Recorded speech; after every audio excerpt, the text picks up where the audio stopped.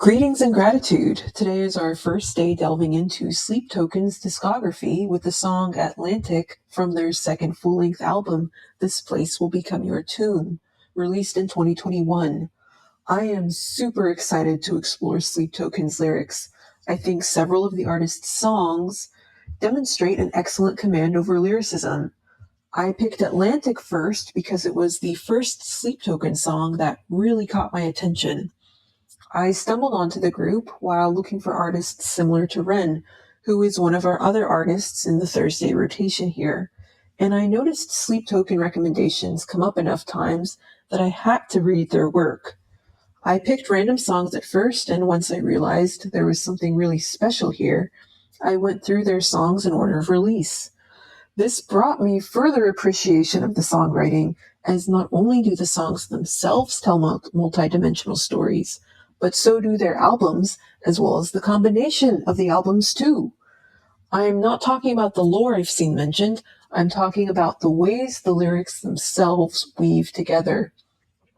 I've drafted the order of the songs I'm analyzing for Sleep Token, but I'm actually on the fence about a couple different orders I could go in because of the way these lyrics weave together. I agree with the notion that artists like Sleep Token and Ren can, in a way, be categorized together as almost bardic, which is different from bardcore.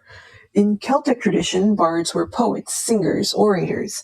They preserved stories and commemorated human narratives. While I don't interpret these artists' lyrics as following the bardic role of earnestly praising their patrons' achievements, there is almost a bardic layeredness to their melodic storytelling that distinguishes them from many other artists. Technicality of the writing serves to tell the story in a very tight implementation, without a sense of technical clumsiness or sense that the story is trying too hard to fit the technicality. And I also find myself researching keywords they use in their lyrics to learn about other definitions they may be leaning into for multiple meanings in their lines. Whether or not they intended various meanings, their lyricism thus inspires that kind of artistic and intellectual exploration within the audience. Personally, I really like works that seem to invite such collaboration between artists and their audiences. I think Atlantic is probably on the more ambiguous end of Sleep Token songs.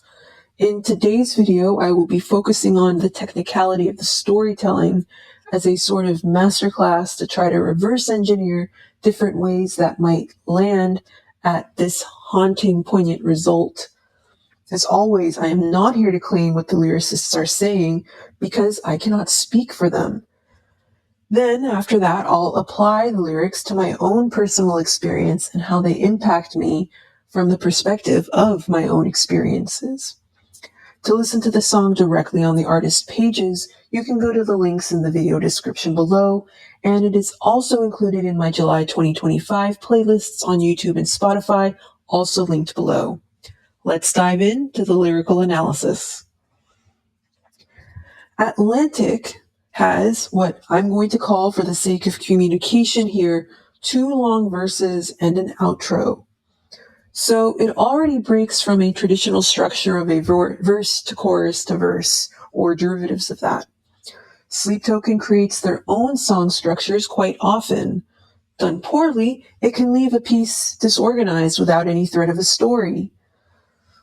A telltale sign you might watch out for your writing is whether there is a lack of some sort of logic in the piece. Done well, as I would say the song Atlantic is, it takes the audience on a journey. It can also force the audience to pay more attention since there is less predictability. I think the way it is executed in Atlantic does the former a bit more than the latter because of the relative short length of the lyrics. The structural logic in this piece moves from an internal strife of isolation within oneself to an internal strife of isolation amongst others, then returns to that isolation within oneself in the outro. Let's talk about the title itself, Atlantic, the word that also appears in the line of the song, "So flood me like Atlantic." Flooding is an abundance that overwhelms, for better or for worse. Something else interesting here is flood me like Atlantic, not flood me like the Atlantic. Sleep Token frequently employs single words as titles, the choice being a theme on which the song builds, whether subtly or more overtly. Atlantic most obviously refers to the Atlantic Ocean, but the structure of its line makes me wonder if there are other associations because it doesn't include that word the in front of Atlantic. The tenor of violence may also be a reminder of the deadly World War II Battle of the Atlantic, or of the Atlantic Ocean's weather hazards like hurricanes or icebergs, or of the tragedies like shipwrecks, perhaps even the shipwreck of the SS Atlantic. So flood me like Atlantic. Furthermore, the Atlantic Ocean is known to be very salty for being such a large body of water, which can set up a metaphor for an abundance of tears or a metaphor for preservation for deep winter hibernations. Think the salt and pickling or salted jerkies. So if you're stuck trying to pick a title for your piece, perhaps Sleep Token's Atlantic can provide some inspiration. Again, we don't know how the lyricist actually came up with their title. We, the audience, can experience an impact of their title, which is that it pulls together various elements of the message while also providing a sensory experience as we saw through all the different possibilities of meanings. This can give us our own ideas for how to come up with our own titles. It doesn't have to be complicated. For example, just an example here, the title Stitches may work for a song or poem where the fabric of time, open wounds, and the unraveling of curtains that block the light are threaded throughout the lyrics. It's almost like finding one of the lowest common denominators of a conceptual mind map that could describe your piece. Let's also pay attention to the key words the lyricist chose to place around where the title shows up in the song, because those can be clues to central themes. So there's the line, bandage up the trenches, anything to get me to sleep, and also the line, weather me to nothing, wash away the blood on my hands. So these are the lines that show up around where Atlantic shows up in the song as the word itself. So, bandaging has distinct connotation of wounds. Trenches are ditches, graves, battlefields, landscaping channels, jackets for cold weather, all things that sink or hide or fight. Sleep, which can be rest, death, passing, numbness, apathy, dreams and nightmares, quiet, solitude. And note the desperation, anything to get me to sleep. Weather is a local climate condition, but it is also a wearing away of due to long-term effects of the environment on the object or person, and it is also an atmosphere or attitude. Washing away blood on hands is a vivid image that begs the question of whose blood and how it got on my hands. With these key words highlighted by the song's title, the song is framed. The outro affirms this messaging, repeating lines like, don't wake me up, and don't you wake me up. Variations, by the way, that keep the flow engaging despite the repetition and also cover different tones of the implored imperatives. For example, don't you wake me up has almost a don't you dare feel. Don't wake me feels timeless, maybe. Don't wake me up may feel like it refers to a specific moment in time. All right, so that's the title and how we can see how the title may possibly frame the concept and themes of the song. So, verse 1 immediately immerses the audience into the story with the line, call me when they bury bodies underwater. From the start, we are active participants, even though we have no idea what is going on yet. Starting your piece on an imperative can be a great way to capture your audience's attention from the start. This line will also open the outro. This reminds the audience not to forget that imperative, and now we also have a better idea of what's going on. Next, the line, it's blue light over murder for me, is a great example of prepositional power. The word over could have instead been blue light versus murder or blue light above murder, for example. Instead, the more general word over allows the line to potentially include meanings for both verses and above, and additional meanings like over indicating that blue light covers murder, for example. With limited word counts, like in songs and poems or in poetic prose, meticulous wordsmithing like this matters.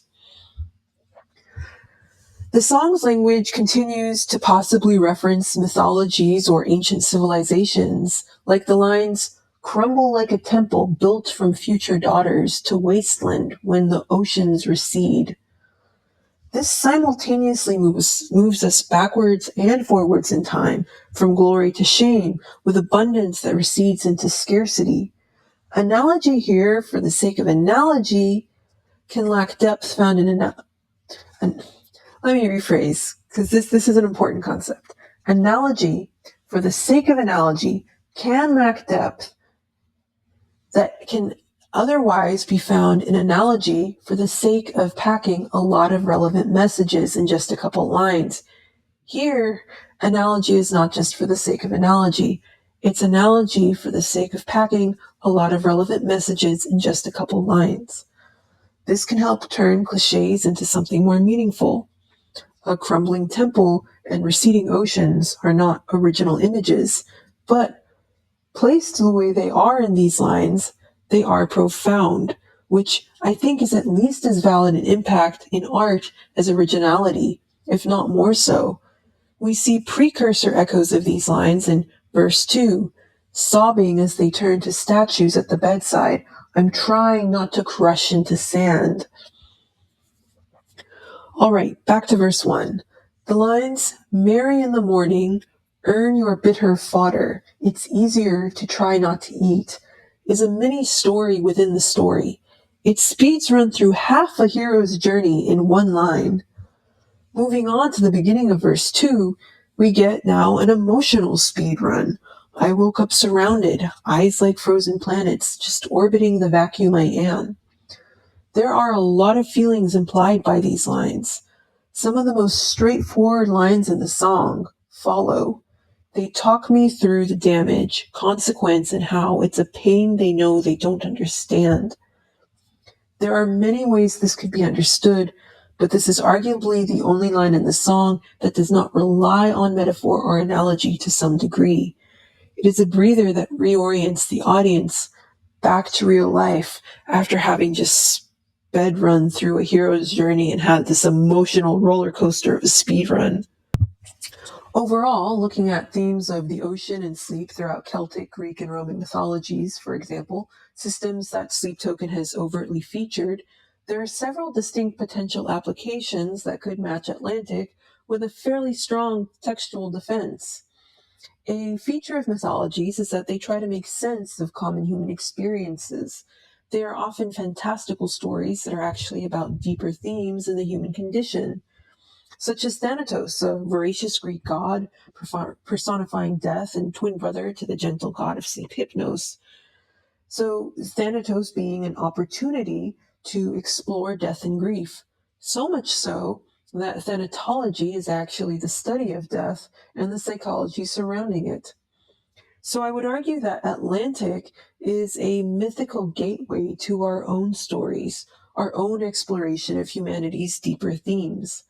Let's look at a couple examples of this through applying some Greek and Celtic mythology to the song that illustrates a potential here. So the first example relates to the Greek figure Oceanus, the Titan who controlled the waters that circled the planet, the son of Uranus, the sky Titan, and Gaia, the earth Titan. As a generally unusually peaceful Titan, he chose not to fight alongside the Titans who overthrew his father, whose defeat created this imprisoned Titan's last children, including the goddess Aphrodite and the Erinyes, who were goddesses of vengeance. This conflict ultimately led to the downfall of the Titans by the Olympians, during which Oceanus harbored the goddess Hera and sent his own daughter and grandchildren to fight for the god Zeus. I apologize for my mispronunciations here. Oceanus was allowed to continue ruling his own domain as a Titan amongst the Olympians because of his support for Zeus. When faced with conflicts, Oceanus backed down quickly in the face of violence, such as when Hercules was sent to steal from his grandson, or when he could have helped free Prometheus, who he favored, except he didn't want to face Zeus's wrath. He preferred that life be preserved without suffering, and he eventually faded into obscurity. Oceanus's mythology can overlay potentially strongly with Atlantic. He sat out of the battle. He chose blue light, staying in his lane by ruling the ocean, not wanting to take down a blue sky over murdering his father.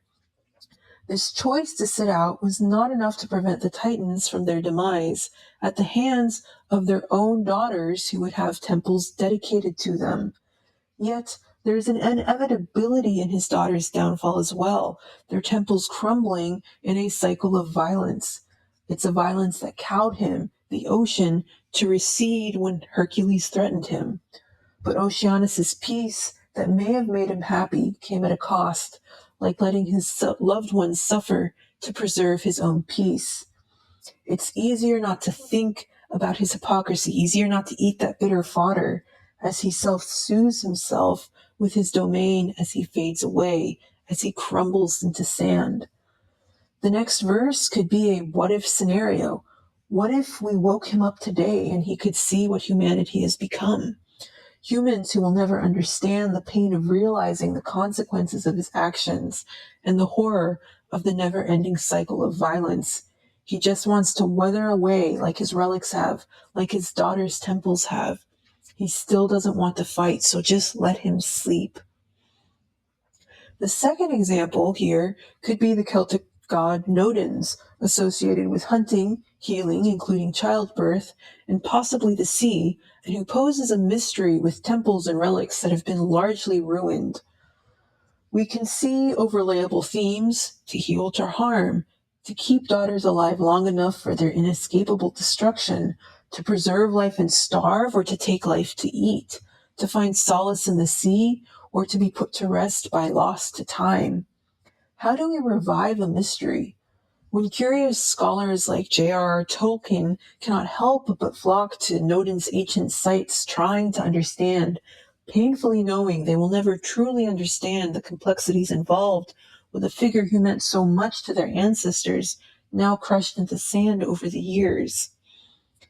These are just examples. I cannot know for sure, but very likely neither of these stories is what Atlantic was written for. But see how it could be applied? The point I'm trying to make is that Sleep's Token successfully provided the skeleton of a very compelling story for their audience to flesh out with their own narratives. The writing is highly detailed, not like vague tabloid horoscopes applying to anyone. Yet it tells a transcendent story at the level of the human condition, as we saw with the way mythologies could be applied, rather than a specific anecdote or a constrained scenario that limits the audience's ability to apply their own narratives. Atlantic could be about self-harm of various types, miscarriage, survivor's guilt, PTSD, and so much more, depending on what you bring to the interpretation with your own experiences. To me, this is the epitome of human connection through art.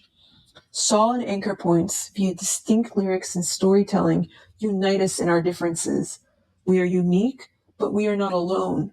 We have a means by which we can begin to understand each other, even if we know we will never fully understand. So, what are some ways we might write that kind of storytelling in our own lyrics and poems? Again, I don't know how the lyricists came up with Atlantic and its lyrics. This is simply reverse engineering some possibilities of what we might do in our own writing using this song as a case study. The root that stands out most clearly to me is the story under the story. There seems to be an unseen specific anecdote or scenario underneath Atlantic's given lyrics. We can take a specific event or scenario, be it in our own lives and others' lives, in history, in fiction, from wherever, and start by writing or referring to that story in as much detail as you want or need. From that, we extract the archetypes and paradigms we want to offer our audiences. We pick the artistic devices and turns of phrases we either want to use or assess to be the best way to convey the message. Then we retell that story. Here's my own example based on this song's structure to illustrate. Again, just an example here to work through this a little bit with you. Several years ago, when my neuroinflammation was out of control, I experienced occasional waking nightmares. I'd randomly space out and freeze, usually at night, and see terrifying images that seemed so real, like zombies tearing at me. I didn't really recognize my surroundings, and all of my family members, all they could do was just watch helplessly, pray, and try to reassure me that they were there with me. I'd come out of those bouts very shaken and remembering bits and pieces, but the experience in my memory overall was pretty fuzzy. The more horrifying aspects to me were dealing with the loss of control and feeling guilty that my family suffered because of it. All right, that's my basic anecdote. A broader human theme I notice when I'm looking at this experience is how something devastating can knock us off course, which causes collateral hurt we don't intend or want. This theme shows up clearly in stories that have stood the test of time, like in the Greek mythology, where Odysseus was literally thrown off course at sea by a storm and had to overcome traumatizing challenges to get home. His absence hurt his wife Penelope. In Grimm's Snow White telling, Snow White's naive judgment about the old woman selling goods injured her almost to death and also distressed the dwarves who had grown to care for her. In Jane Austen's book Persuasion, the protagonist Anne, in a move she believed might lead to a more secure future for herself, has to live with this dispiriting and lonely sorrow of her decision to reject Frederick in her youth. So, from this theme that we've seen throughout time, I draw inspiration for my lines. I slipped into sleep, frozen by the fire, burning tears into the hands that tended. They talk me through the horrors and the fevers, but it's a nightmare they know they can't apprehend. Again, I'm using the structure of the song Atlantic to help demonstrate how we might construct this, but make sure to use your own structure when you're actually writing something you want to publish. So these lines can be literal, or they can be figurative, or they can apply to more than just my story. Perhaps it could describe seasonal depressive disorder, feeling a loss of self as the sun metaphorically freezes into winter, with loved ones struggling with the fact that nothing they do or say is fixing it. Perhaps it could describe a major accident and the consequent fallout of phantom limb pain. Perhaps these lines that I came up with could describe a bad breakup with paradoxical grief or letting go of someone who hurt you. The quality we're aiming for here in the storytelling found in Atlantic is a conceptual specificity without precluding the audience's own narratives. Another route to create such a story as we see in Atlantic is to construct the story from building blocks. This requires us to be observant both in our own introspection and of our environments, and to synthesize our knowledge base with these observations. Let's say, reverse engineering a possibility with the song Atlantic, that one observes flashing blue lights of an Atlantic-class lifeboat at the scene of emergency services trying to save someone's life. This is a sort of battle, perhaps, between blue lights and death. So we apply this type of thinking for something of our own. For example, I'm observing right now the golden hour sun peeking through the top of my blackout curtains and cutting a line of light across my wristwatch that casts shadows on my face. I might have the line, "That golden light's trapping me in time," as a phrase that I draw from that moment. We can build out from that. What does this remind me of? The moment at Atlantic with the blue lights connects to destruction, which may inspire apocalyptic imagery, especially when combined with general knowledge of ancient civilizations.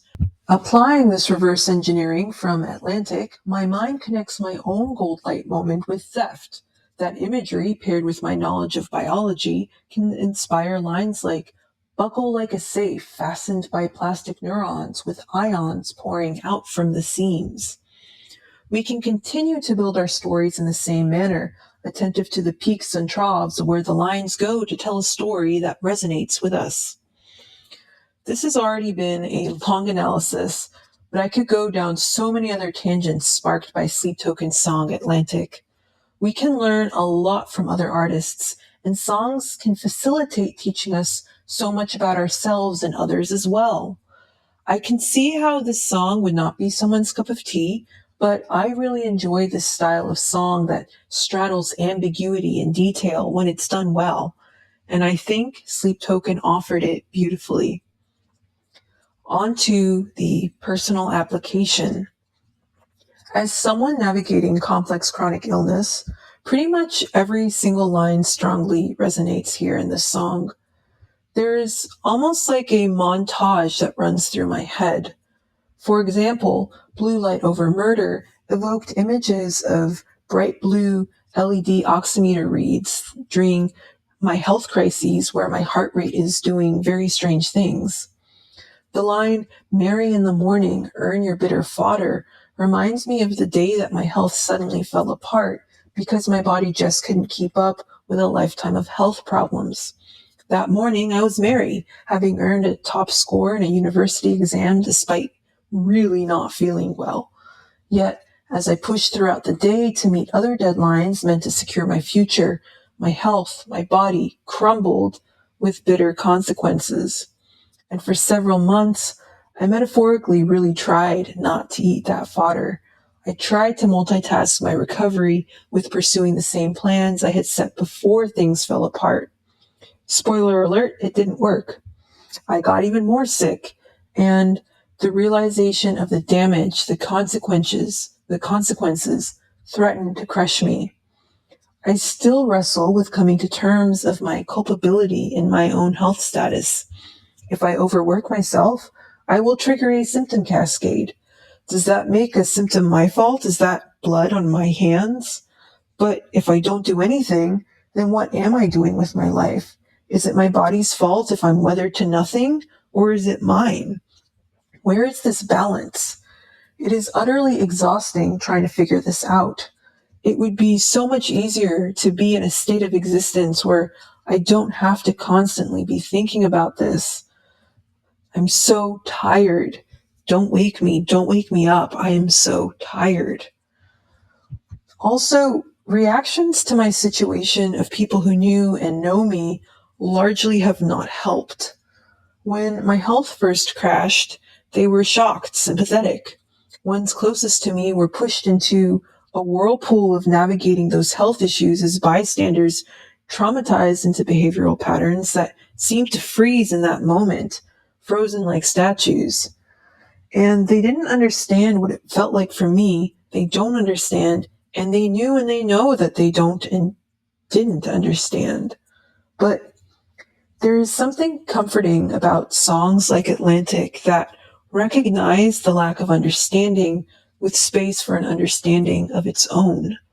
And that understanding maybe can offer a little bit of hope that if someone else gets it in some way and is here to express that, then maybe I can make it too.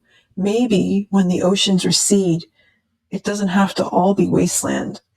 Maybe something in all this that I'm going through can be made to matter because of the example of this song. Because wherever and however this song came from, it really matters to me. How about you? Where is this song meeting you in your walk through life? Farewell and fulfillment.